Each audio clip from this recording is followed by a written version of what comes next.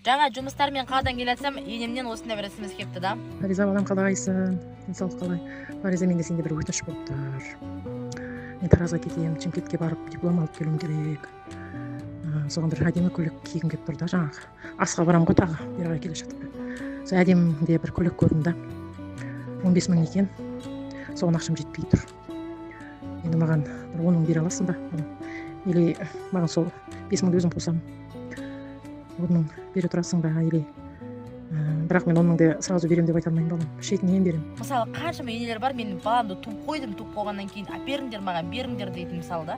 Енемнің осылай сұрағаннан кейін қалай бермейсің деймін. Өйстіп біз шалқып, күліп ойнап жүргеніміздің не керегі бар? Егер элементарный енеме бір көйлек әпермесем дедім да, сөйтіп енеме өйстіп кеше стримнан әйтеуір бір-екі стрим ойнағам, содан тапқан ақшамды енеме лақтырып жібере салдым.